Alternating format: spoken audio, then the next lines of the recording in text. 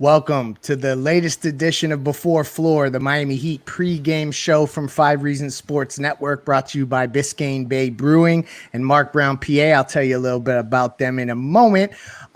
So not the usual cast of characters. I am your host, Greg Sylvander, for this pregame show, but we do have some we have enough, as Eric Spoelstra would say. Brady Hawk, usual suspect here. Alejandro, you guys know him, always on the ones and twos. But then we brought in the crew from Full Court Press. So we have Ariel Atias and Ged Cartagena. So thank you for joining us on the program as we get started for Miami at Indiana, guys. So, but first, before we do, I want to tell you guys about a couple of the great sponsors of the 5 Reasons Sports Network. One, it's front and center on this pregame show every single game, and that's Biscayne Bay Brewing, the only independent brewery in South Florida. They're building a tap house in Miami, which I think is super dope. The official beer of the Miami Marlins and 5 Reasons Sports Network. Some of the best ones: Pastime Pilsner, Tropical Bay IPA. I know Ethan always is talking about that one. The Marlins Lager and Miami Pale Ale, to name a few. So when you're in your local bar, ask for it by name. That's Biscayne Bay Brewing. But I'm not done, y'all. So we also have another one of our great sponsors, and that is Mark Brown. So this is a little bit more on a serious note, but something that you don't want to ever take for granted, and that's Mark Brown, PA. If you're a young single individual, it's important to have a meeting with Mark Brown to make sure someone you trust is making decisions for you. If you're unconscious, incapacitated, you need to have the right person to help you make those decisions. Even if you're older and you do not have a family, you should have a say in where your estate goes. So get in touch with Mark Brown, PA. It's a small firm. They allow them to be really focused with their clients and remain always available. They work with a ton of real estate and title companies. So go to Mark Brown, PA. That's MARC brownpa.com. Or call him at 954-566-5678. And he is another official sponsor of this Before Floor pregame show. Now we dive into the action. I'm going to set the stage a little bit for you guys. This is the first of 3 matchups between Indiana and Miami. Last season, Indy won the season series 2-1. Miami is 51-69 all time against Indiana. They are only 12-47 all time on the road against the Indiana Pacers. It is never an easy ball game when they travel to Indy, guys. Brady, before we jump into the matchup itself, any updates on lineups that we should know about? Yeah, the only one is the same one from earlier. It's pretty much carrying over with Dedmon and Lowry being game time decisions. Spoelstra just said Lowry's still a game time decision. And we kind of expected that because they wait until the clock stops. Even if they know it now, they're not going to give Indiana the jump on any circumstance. I think, Greg, you pointed to it. I think we kind of expect him to play if we're guessing. But if he doesn't play, not to jump any topics, but I do think Gabe Vincent would probably be, a candidate to jump in there just because they have a great role for Tyler already rolling. Yeah, that's a super. I mean, I think all of us as Heat fans, and Heat observers, because I guess Ethan never wants to be called a fan, even though he's not on this broadcast, right? We know how the team. we know how this goes, right? Where Spo likes to inject a spot starter so that the bench rotation remains the same. We all know Tyler's aiming for the 6th man of the year role. Ariel, I go to you here. Is Gabe the natural fit, and how do you feel about that if Lowry doesn't play? We're kind of obviously I'm being pessimistic here because I personally think all these guys are going to play. They went back into the game against Milwaukee, but Ariel, I'll go to you. Tell me what the team looks like if Gabe is running it come tip off tonight. So Eric Spoelstra in past seasons tends to kind of insert somebody who's a little bit further out of the rotation when one of his main guys are out, a starter specifically. It's not, I don't think he would put Tyler Hero in the starting 5. So I agree with you that Gabe would be the natural guy to replace Kyle Lowry if he wasn't able to go. If that were the case, I think it changes the offense a little bit. The ball obviously I don't think is going to be in Gabe Vincent's hands all that much. I don't think he is out there to be a playmaker with the first 5. I think the offense looks a little bit more like it did last year with Jimmy doing more of the initiating. Maybe Bam falls a little bit more back into a playmaking role. And so it changes things a little bit from that perspective. Gabe, if that is the case, Gabe just kind of has to be out there, provide solid point of attack defense, be pesky, do the things that he's good at, knock down open jump shots when they get to him. But yeah, if that is the case, I think a lot more ball handling reps for Jimmy Butler as opposed to what we saw in the last game and in the preseason. I love that you mentioned Jimmy Butler. It's like you're setting me up here. Gad, I'm gonna come to you with this one. So I was listening to Rick Carlisle speak pregame, and he talked about how something that he wants Indiana to improve on based off of these first two games. And let's make no mistake, Indiana has had their hearts ripped out in two consecutive regular season games to start this year. They were up, I think, by 20, 21, 23 in the first game and ended up losing to Charlotte. And then obviously lost to Washington. It was Washington, I believe, right? That they lost to as well. Yes. And it was super close, right? Yeah, on a back-to-back. So this was something Carlisle mentioned. He said point of attack defense. That's where we have to improve. You mentioned Jimmy handling a little more if Lowry's out of the lineup. Now, we don't know that for sure. So let's just operate as if Kyle is playing. Gad, talk to me about how Miami can exploit the issues that Rick Carlisle has identified with point of attack defense from Indiana's perspective. Yeah, I think Jimmy kind of being like that primary play initiator is going to be huge if Lowry is out. If Lowry's in, then, I mean, it's status quo for the offense. I think they're going to be humming as usual. But you're going to have Jimmy just attacking, play in and play out. And you can also have Bam do that as well. They don't really have anybody that can keep you out of the paint. They have Miles Turner who can eliminate some of the shots while they're in the paint. But if you can try to stretch things out a little bit, maybe get Miles switched on like a PJ Tucker and he has to go over to the corner, then it's smooth sailing going to the rim. The Sabonis cannot stop a soul on the way to the rim. So really it's just going to be put your head down and drive. Like if Duncan's able to attack a sloppy closeout, great. I think this is going to be a game where Tyler's definitely going to be able to get to his spots as long as TJ McConnell is not on him. And even if he is, just get a screen and go downhill. I really think that's going to be one of the blueprints for today. Just make sure you're able to get downhill because Miles Turner, 1, can get into foul trouble, and 2, I really want to attack Sabonis at the rim. On the 5 things to watch on the 5 of the floor account, it's one of the things is attack Sabonis. Make him play defense, and more often than not, you will succeed as an offense against the Pacers. I love that you bring up attacking the paint and Miles Turner particularly because he's been the spearhead of this to some degree. They're averaging 10 blocks a game. I know it's 2 games, small sample size, but listen, that's what we have to work with, guys. 10 blocks a game is a lot. Like, it's a lot for a team to get that. I think Miami had 2 blocks in the first game. So when we talk about attacking the paint, Brady, I'm going to kind of go and pivot in a matchup direction as we talk about attacking the paint and come to Bam Adebayo. No ceiling.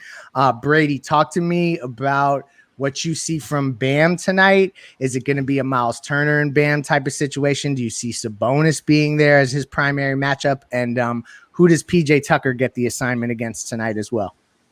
Yeah, I think we saw PJ Tucker kind of have take last game to heart. I think this might be the game Bam takes to heart to kick off the year against Miles Turner because we know about the past matchups there. But I think I would probably guess PJ would probably get the Sabonis matchup to start. Maybe they switch it around, and I think Bam sticks Miles Turner. And I think the interesting thing matchup-wise is that you got to exploit them when those 3 guys are off the floor for Indiana because you look at last night, Miles Turner with 40, Sabonis 28, Brogdon 28. You got to have Gab was mentioning Tyler matchup wise, which is going to be a big deal, but it's also the bench unit when Indiana's bench unit is out there because they can really exploit that when they have one of those 3 on the floor or even 0 of those 3 on the floor. So I think this could be a big game where you see Tyler kind of exploiting those matchups that way. And if you have Kyle Lowry playing and you have the ability to kind of not do what they did last year and you can stagger Kyle, Jimmy, and Bam like you kind of expect all season, this is the team that you can really shine against when you can kind of move those pieces around and sub them in and out with like Spoelstra has been doing in the preseason and in this first game. Yeah, definitely. I'm really interested to see how Spoelstra navigates this game, particularly with Indiana on the second night of a back-to-back. There's some stuff he could do and get creative to really blitz this team. Before we go further, I do want to tell you about one more sponsor, and that's PrizePicks.com, my favorite daily fantasy platform. It's really daily fantasy made easy. You pick your favorite stars. You select 2 to 5 from any players from any sport, regardless of sport. Choose their over under. Pick whatever you think they're going to do well or have an off day. They set the over under on passing yards or whether it's points per game, things like that. And then you watch your players win. So you get to pick the players. It's super easy. You can stack those together, win money. It's probably the most exciting way to play daily fantasy. Go to prizepicks.com, use promo code 5. That's FIVE. If you use that code, they will double your deposit right off the bat up to $100. So you got money to play. Use promo code 5. That's prizepicks.com or download the app wherever you get your apps from. So back to our regularly scheduled programming. One-on-one matchups, guys. This went around some of our DM strings this week, and I said I want to see the Tyler Hero, Chris Duarte is how you say his last name? Duarte. Yeah. Thank you, guys. I'm always the first time, and then I never get it wrong again. Duarte. I'm interested to watch those two because, like, I think that Indy's rookie is flying under the radar with how good he actually is. Ariel, I'll go back to you here. What matchup are you? That's the one that I'm looking for, guys. I want to watch some of that. What are you looking for matchup wise? Just one-on-one. I'm going to give you two names. One we talked about was Tyler Hero. The other one was Jimmy Butler. What they both have in common is they're wings for the Heat. And if you look at the Indiana Pacers injury report, we know TJ Warren's not going to play. We know Karis LeVert is out. Justin Holiday's a game-time decision. Jeremy Lamb's a game-time decision. So is Torrey Craig. So they're pretty hampered on the wings. I think that especially, again, if Kyle's out, this game boils down to really Jimmy and Tyler having favorable matchups, looking to have favorable matchups on the wings and attacking all game long. Malcolm Brogdon then becomes essential for the Pacers, not just in what he does for them offensively, but what he does defensively, because he's going to be matched up against both of those guys quite a bit. If Holiday and Torrey Craig can't play, those are two of their better perimeter defenders. So I'm looking for Jimmy Butler and Tyler Hero. I know it sounds kind of simple, but I mean, I think that's just kind of what it boils down to. If those guys are weak on the wings, I mean, that instantly becomes one of the Heat's biggest strengths against them. So Jimmy Butler, Tyler Hero. Food.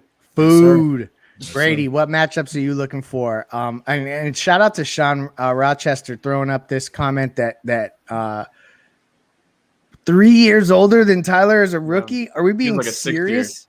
Wow. Like he's 24, I believe, turning 25 soon, maybe 25 already. That's why insane. he's so good. Yeah. Brady, what matchups are you looking to exploit? Like what's on the table from your perspective? Well, we talked about Jimmy. We talked about Tyler. I kind of hinted at Bam, but I feel like I got to bring it up. The way they can use him and kind of move forward with what they had last game. This is kind of the first big man matchup he's going to have. Obviously, Milwaukee played really small. They had Giannis getting thrown at him, and they had different guys that they were without, like Brook Lopez and Portis. Now you kind of want to see what he's doing when they kind of throw different coverage on him with a big like Miles Turner. I want to see if he's continuing the aggression that we saw the other night, if he's pulling up like when Lowry's feeding him the ball and basically making him shoot it. That's a big difference maker that I think was what we expected when Kyle Lowry got to Miami.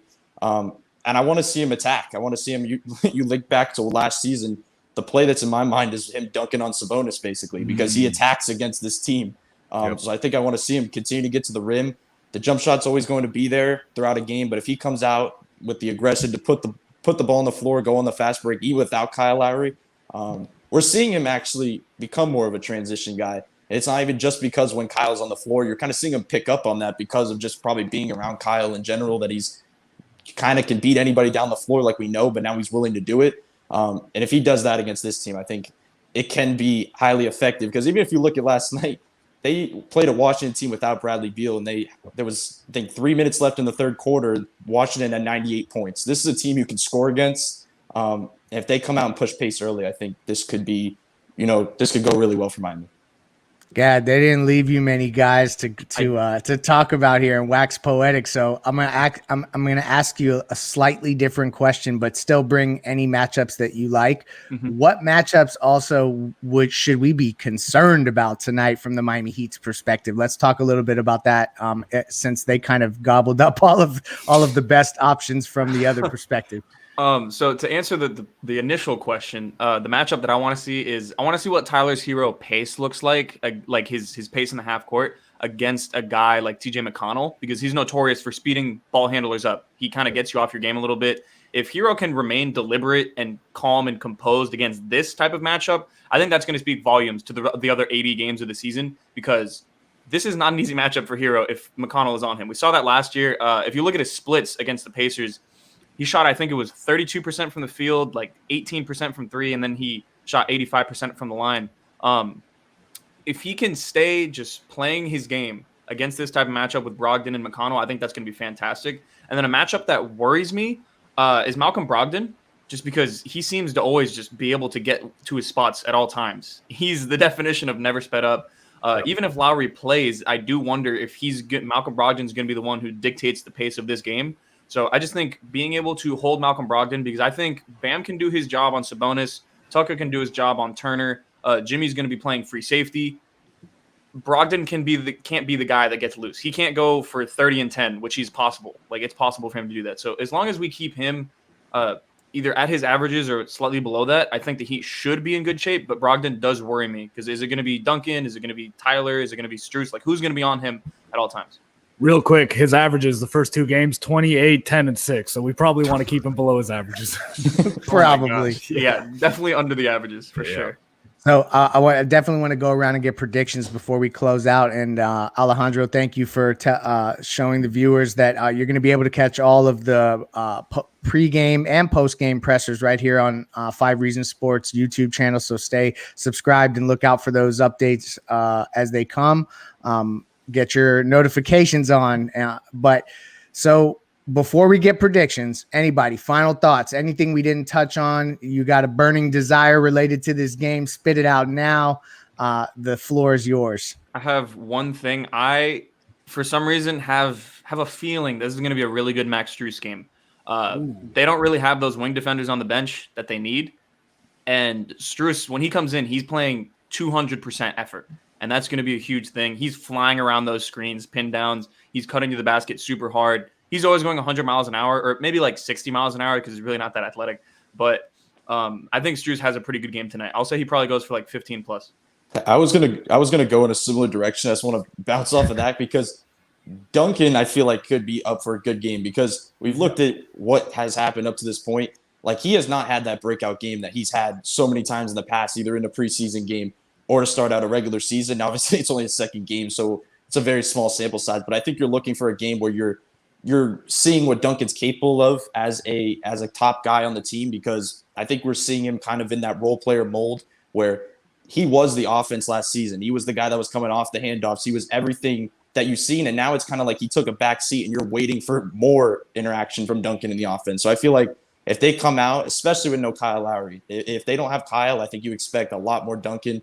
And if he can have a big game, knock down efficient threes on high volume, then I think you're kind of feeling really nicely about this team heading into the third game. So I was actually going to go in that direction as well, Brady, but I'll pivot. The Pacers, I think for the Heat, it's supremely important tonight that their perimeter defense be really on point, just because the Pacers in the first 2 games that they played, granted, I mean, the Wizards are a terrible defensive team. We know that. They still made 32 threes on 40% shooting in the first 2 games. That's 16 per on a phenomenal efficiency. All of their offensive stats, again, it's tiny sample size, just 2 games, but all of their offensive stats are spectacular. So for the Heat, they've got the personnel to do it. This is one of the games we need to see it. They need to be aggressive on the perimeter, force the ball handlers to get into the paint, because you're able to drop more now and you're not switching everything. Bam is going to be there as the back line of defense to kind of muck things up when the ball handlers get into the paint, but don't let them get loose from 3, because if the Heat want to play a high-paced game, especially if Kyle Lowry's playing, if they play the high-paced game that we've seen them play in the preseason and in the first game of the season, this game has trap game written all over it. Totally. You can't take the ball out of the basket and get to what the stuff they want to get to.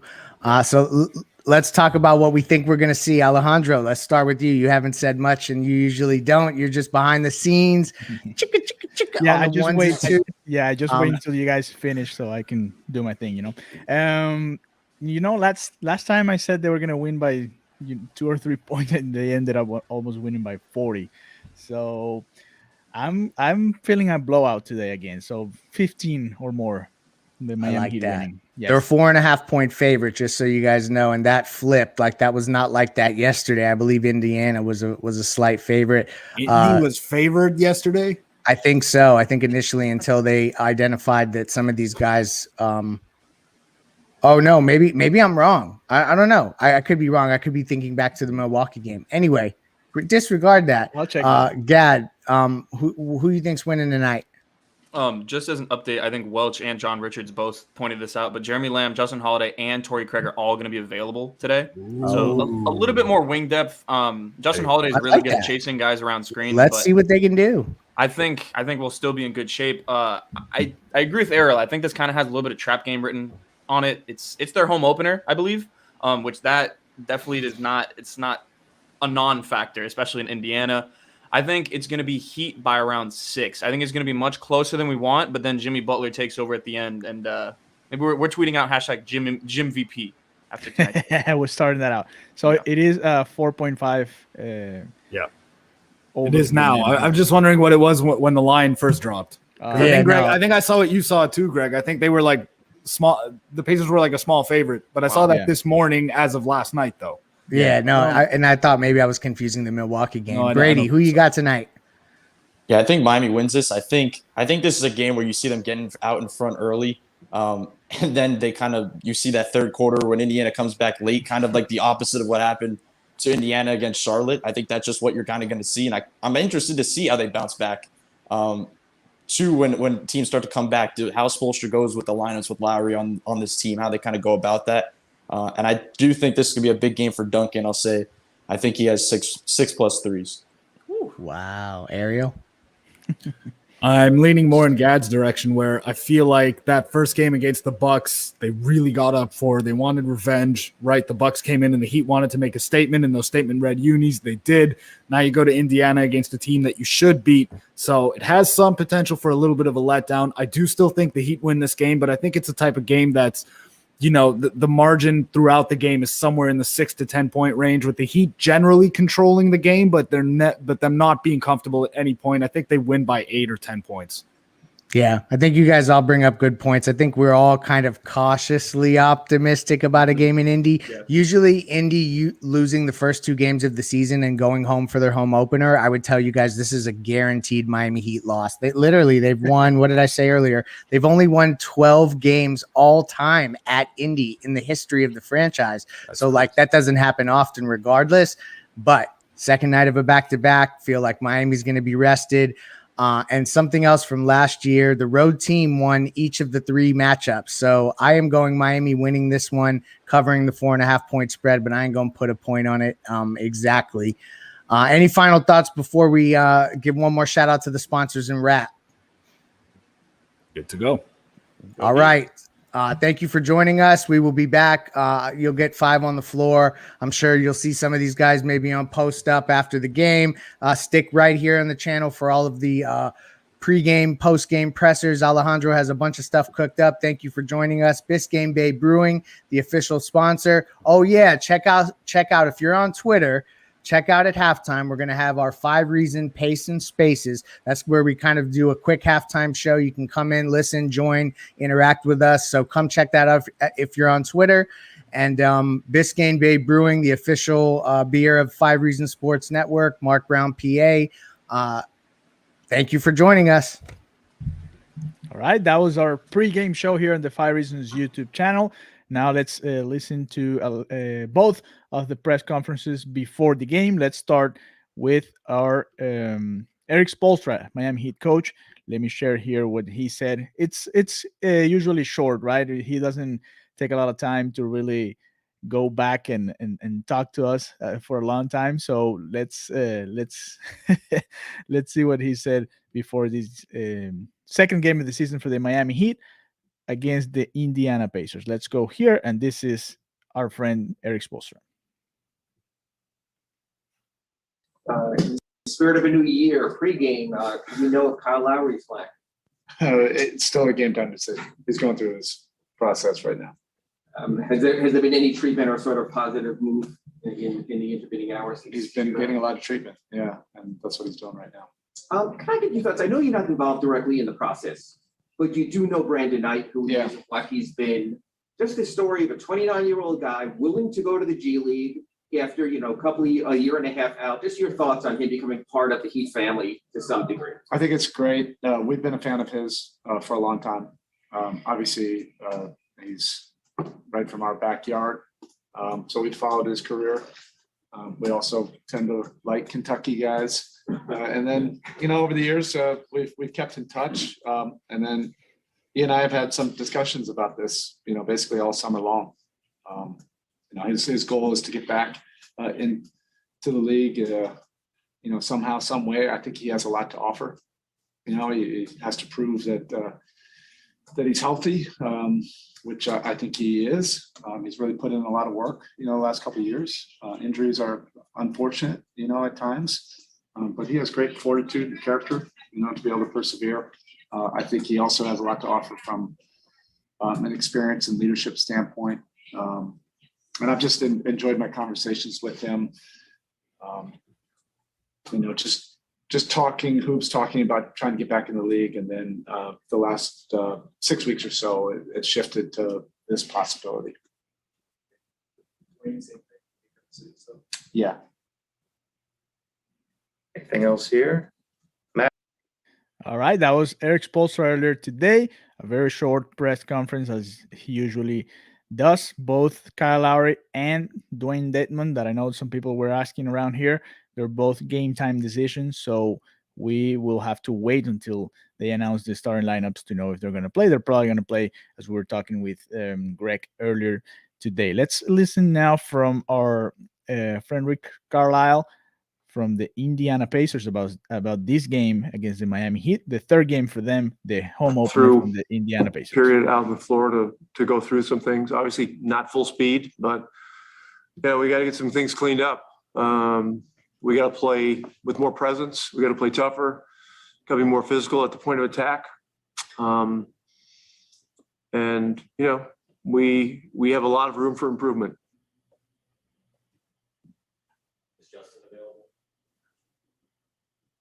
I think so. Tell how much of it is you and how much of it is the randomness of your performance just happened to be up and 3 that night. I mean, that can't go.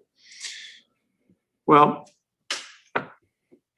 what Scott just asked me about our defense, and my answer to him, I think, contains the explanation. We've got to start off with more presence earlier in games. Because if you let NBA players get going, especially this time of year when everybody's really hyped up at the beginning of the season, I mean, there's some wild shot making going on in the league right now. And, when NBA players get going, it is something to behold. And, last night, they were allowed to get going. I mean, they hit some hellacious shots, but we can help do something about that by being tougher at the beginning of the game. Chris Moore today as a rookie seems to be really fitting in nicely on the offensive end. What do you like about his game and see in terms of potential going forward? Yeah, he's very skilled, plays with a lot of maturity for a rookie. He is 24, which certainly contributes to that, but he's a mature kid that's been through a lot of things. He went to JUCO, then played for a great coach at Oregon. And he works hard, and he has a real good base, body of work as a young player. And he had a real good draft workout for us, back in July, I guess it was. And right now he's getting a great opportunity because of our injury situation. So doing a lot of good things. There are going to be some mistakes. That's obvious. And defensively, he's going to need to get better, as we all are. Anybody else? Hey, Rick, in a league where coaches have shied away in large part from playing two bigs together, you got two bigs that seem to play very well together. What just based on the start of the season, what do you want and what are you trying to get out of your two talented big guys? Yeah, first of all, this has been a very polarizing issue, here. But it starts with their desire to want to make it work, and they really do. They really respect, Miles and Domas really have a high respect for one another. They see how the abilities of the other person can enhance their game and the team. And so, a great effort is being made by them to make it work. The first two games, there are a lot of positive signs. that said, we got to keep the pedal to the metal with that, and we got to improve in a lot of other areas. We're giving up too many points, and that's something that we can control better. All right, watching from afar, what have you thought of the advancements that Bam has made in this individual game? Miami does a great job of developing players. They have for decades now, and Adebayo is just another example.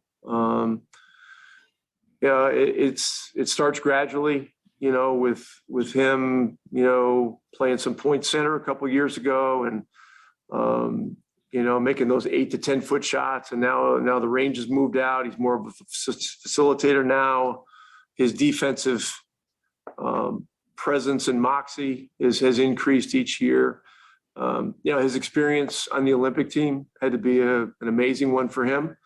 And the genesis of all of that, reaps a lot of fruit. Plus he just looks like a guy that loves to play and loves to work, and wants to get better and better and better. Very good.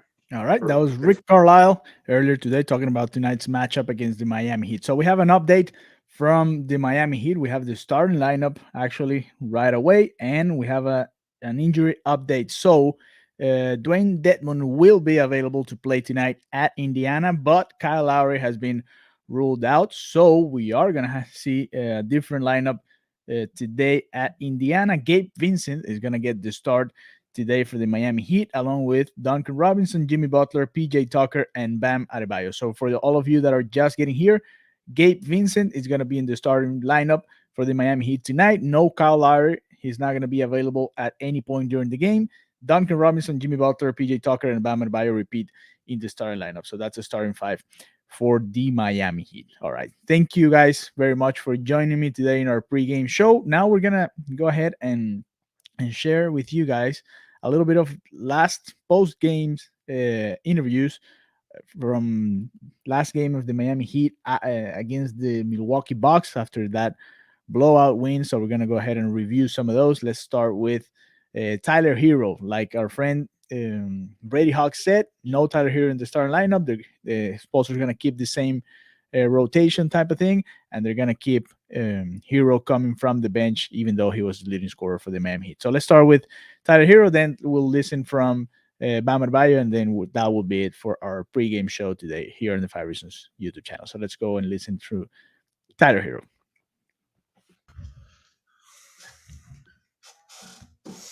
Tyler, obviously it is just one game, but that is the team that ended your season last year and had a lot of success against you guys. And yes, they were shorthanded tonight, but how good does it feel to get one back against those guys? It feels amazing. Obviously, anytime you can win the opening game is always good. But obviously, last year we felt like we got embarrassed, getting swept in the first round. So, anytime we can bounce back and get revenge in a way, it just feels good to always, get a win. Is there a natural feeling of a carryover from the preseason, or is this just a natural feeling of your Tyler Hero and this is who you are and what's going to be? Like, in other words, what's driving this? Because it's been so consistent through the preseason and now into the season. I think, just the group of guys that are around me, I'm able to be myself, and they want me to be myself. They feed life into me every single day. But this is who I am. Whether it's preseason or regular season, we just treat it all the same. Tyler, it's still early, obviously, but how well have PJ and Kyle just fit in with you guys, and how much are they making the game easier for guys like you, Jimmy, and Bam? Yeah, they just impact winning in so many different ways, and the way that they're out there just competing, and they're so unselfish. And I think our whole locker room is full of a bunch of guys who are unselfish, willing to share the ball, willing to sacrifice. So I love the group of guys we got, and I think the sky's the limit for us. Tyler, a lot of great moments tonight, but what was going through your mind when Max had the chase down block at the end of the first? You hit the 3, the roof almost wanted to blow off the place. Max made a hell of a play on the ball, being able to first is just give that effort to be able to, stop that fast break. And then, once I got the ball, I just, took a quick glance at the clock. I think there was like 4 seconds left. I took a couple dribbles and let it go. So just to add on about Kyle, you're playing with another primary ball handler. First game, obviously, it went really well. What did he do to really enhance you tonight? I mean, obviously, you scored 27. It goes pretty well. So, well, what were your first impressions of the fit with Kyle? I love playing with Kyle. My first two years in the league, I didn't really have, a point guard that can get everyone organized into their spots. And that's no knock on, my previous teammates. It's just, the way that Kyle gets everyone to their spots, how he's a leader. He just understands the game at a level that not many people do. So just being able to play with him and, learn from him and, just being next to him is, obviously amazing for me. Tyler, I know everybody talks about scoring, and that tends to be how they judge players, or particularly when you came in. But I mean, tonight in 24 minutes, in addition to 27 points, 6 rebounds, 5 assists, how far do you think you've come in terms of your overall floor game? I've came a long way. Obviously, I've always liked to think of myself as someone who can do more than just shoot. But I think, the way that this organization and, this coaching staff has really, helped me take my game to the next level with the ball in my hands, being able to see the game. And before things happen, I couldn't thank them enough so far. So, just being able to continue to get better every single day is my focus right now. Tyler, from the outside looking in, it certainly looks like Bam is being more aggressive, and he's been using more scoring situations, post-ups and so on. But being with him for the last couple of years, does his approach seem different to you? Bam's always been someone who's aggressive. In my eyes, he's, obviously he's a world class player. Obviously, how good he is and how much talent he has. I think, we want Bam to be himself and continue to attack. He can score in so many different ways. So, yeah.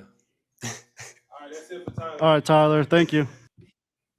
All right, that was Tyler here, and then Jimmy Butler doing fun things as you know him. So, for all of you that are just getting here, the Miami Heat has a new starting lineup, a different one from the first game of the season. Gabe Vincent is going to be going in for Kyle Lowry, who has been rolled out by the Miami Heat for tonight's matchup against the Indiana Pacers. So, Gabe Vincent is going to be in the starting lineup along with Duncan Robinson, Jimmy Butler, PJ Tucker, and Bam Adebayo. That's going to be the starting five for the Miami Heat tonight. So let's go ahead, read a couple of messages here, and then finish it up with what Bam Adebayo said about that game against the Milwaukee Bucks, and then we'll be getting ready to watch the Miami Heat Indiana Pacers game tonight. Let's go ahead and let's read a couple of messages. Roxanne McCon just heard Kyle's out tonight. Yes, Vincent will start.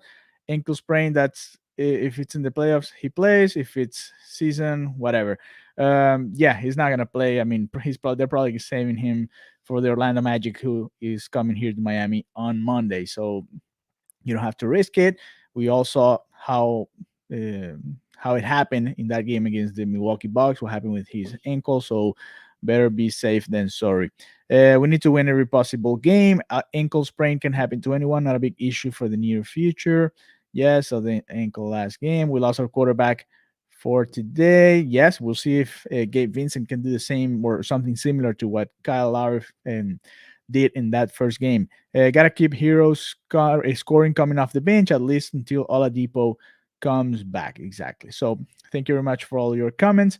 Let's finish it up with Bam Adebayo talking a little bit about that blowout game in the season opener for the Miami Heat against the Milwaukee Bucks, and then we'll be getting ready for the Indiana Pacers Miami Heat game that starts right now at 7 p.m. Eastern Bam, time. I know your inclination is to move the ball, to pass, to facilitate, but it seems with Kyle here that there's a little more eyes on the rim, a little more attack mode. Do you feel freed up to do that? Is that just the next step in your evolution with your off-season conditioning and strength gain? Like, where is that and why is that? It's really because of Cal, in all honesty. You know, the way he pitches the ball ahead, the way he the way he keeps the pace going. I feel like it's a big part of Cal. You know, he knows to get other people involved, and you know, his biggest thing is to get me and Jimmy to our spots. And then the other part of it is when you were aggressive early, I mean, you got in the bonus as a team early. I think you drew personally like 5 fouls in them in like the first 5 or 6 minutes. So how important is that to sort of have that aggressive bent now and maybe sort of create a little bit of your own chaos? I gotta make my free throws, but it's great because at the end of the day, you know, I get going, then Jimmy gets going, then you got Tyler coming off the bench, and when you have that type of scoring, you know, it just makes it easier for everybody. Bam, I know it's early, but you know, including preseason, your post-ups have pretty much doubled. Did you go to Spo asking for the ball more in the post, or did he tell you that's where you're gonna get the ball more from now on? I feel like that was more of my assertiveness. You know, I came back from the Olympics looking to work on my game. Like I've been doing, trying to improve every year, and you know, I feel like he's one of those coaches where he sees, you know, when he sees opportunity, he sees success. You know, he doesn't go away from that. You know, he keeps feeding into it, and he wants me to be the best version of me. And we talk about Kyle allowing him to be more aggressive offensive. Have you noticed him have a similar effect on Jimmy? And how have you kind of noticed Jimmy's game, maybe offensive role kind of adjust with Kyle? I didn't realize Jimmy only took 10 shots today. Yeah, exactly. But that's his thing. You know, they've been in this league a long time, so you know, watching each other and you're playing against each other, you get used to people's tendencies. So I feel like Jimmy's in a mode where he's you know, looking at the rim first, also, and you know, he makes plays from there. Bam, PJ had said leading up to this game that he did have it circled because he's no longer with the Bucks. What can you say about his intensity that he brought in that first quarter? I mean, from the jump, you could tell he was about business. I know we had a chip because of what happened to us last year. You know, and him off of championship, and then also wanting to be in the trenches, wanting to fight, wanting to get that W.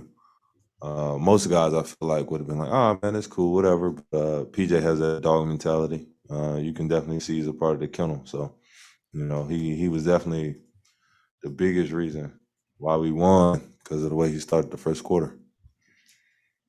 Yeah, Bam, to add to that, you spent a lot of the past couple of years playing with other big men that were more offensive specialists, shooters.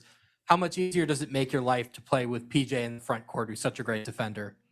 Like you just said, it's an extra defender. You know, he did a lot of things out there today that helped us win. And as you can see from the plus minus, he only had 8 points, but he had the highest plus minus. And to me, that shows a lot about his way to impact winning. Bam, your positioning on offense is closer to the rim now. How does that help you facilitate a little more? Is that by something that Spo put you there, or is that something now that you don't have to facilitate off the elbow, you sort of got to that spot? I'm picking my spots more. I can say that. Like I said, Kyle gets everybody involved, so you know, me and Jimmy can focus on scoring, being aggressive, and then after that, making plays. But from the initial, it'll be Kyle, you know, playmaking and getting us involved. You said you came back from the Olympics and worked on your game, added to your game. What did you, specifically with post-ups, what did you add to your game to make you want to play in that part of the floor more? What you mean? What did you add to your game to post up more? Where'd you get better at in the post? My jab jumper. I feel like that was one of the things that I really improved on. And just making easy reads in the open court. If I see a one-on-one matchup, attack the chip over there. All right, we'll take one via Zoom from Mateo Mayorga. Mateo. Bam, last season the Heat were 29th in rebounding, and tonight you guys dominated the champs in that category by 20 boards. Is this the level of intensity that should be expected in that category going forward? I feel like we need to play that type of physical basketball every night. You know, it helps us, obviously. And on top of that, if we're getting, defensive rebounds, that means we're getting in transition and we're running. And we're being those teams that's keeping that pace. And it just helps us. All right, Bam, that's it. Thank you. All right. Thank you. That was Bam Adebayo talking after the 137-95 win by the Miami Heat against the current champions, the Milwaukee Bucks. So let's read a couple of comments and then we'll be getting out of here just to get ready to watch the game, which should be starting here in less than 15 minutes. So let's go ahead and read them really quick and then let's grab something to eat, grab something to drink. If you have one, go for your Biscayne Bay brew and do that right away. So let me see. Bet Lowry sitting is a trainer's coach's decision. He came back into the game literally a couple of minutes after he sprained his ankle. It's nothing. Yeah, I agree with you. Baby Shaq would rather play it safe, to be honest. Yes, especially having a 82 game season. This is the second one. The Heat just won, so not a rush at all. Eduardo says, I think we can still win this game with Gabe starting. Lowry should be back soon, too. Garrett Neeson says, I can't wait for tip off. Let's go. Let's go, Garrett. Thank you for commenting here. Who else? Let me see. Hopefully the offense doesn't take a hit with Lowry out. We'll see how they react, right? Having Gabe Vincent instead of Kyle Lowry. Is Oladipo playing tonight? Nope. He will not be playing tonight. Depot might be back around Christmas. It's going to be exciting. Yeah, we'll see when he's actually back. Ethan saw him actually getting some shots before the season opener here in Miami, but he wasn't moving around. He was just shooting the ball. Gilbert Hero is getting a max if he keeps playing like this. Well, right now, like Ethan predicted, he's the Miami Heat leading scorer. So we'll see if he can finish it off like that and continue that same rhythm for the entire season. So, and we all hope Tyler drops more than 25 points tonight. I just put him in my prize picks, and hopefully that's a good thing for him tonight. So Bam got to pick up the assist today again. He only had one in the first game. So yes, that's something that we're probably going to see. Everybody's going to be more involved in this particular aspect of the game. Excited much. Much of our players are fully healthy. That's right. Edmund will be playing. So for all of you that are asking, Dwayne Dedmon will be playing tonight. If we get John Wall, this would where well, I don't know. That's not a topic right now, so we're gonna leave that for later. Thank you very much for joining us here on our pregame show. Remember, we're gonna be doing as Twitter Spaces right at halftime, so check it out on our 5 Reasons account. Check out all of our contributors accounts because we're gonna be doing that with Marco Romo, Sean Rochester, and a couple of more guys from the 5 Reasons YouTube channel or the team, not the YouTube channel, but the team.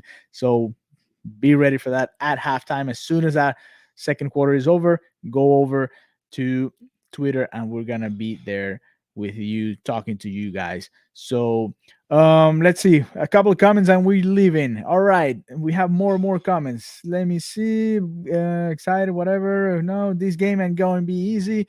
There are breaks. Thank you, Daryl, for sending your message. Going to tune in. Nice live. Thanks for the mentions. Keep it going. Let's go Heat. Thank you. Remember to subscribe. We're trying to get to 14,000 this weekend, and this is the last game of the weekend, so that's what we're trying to do.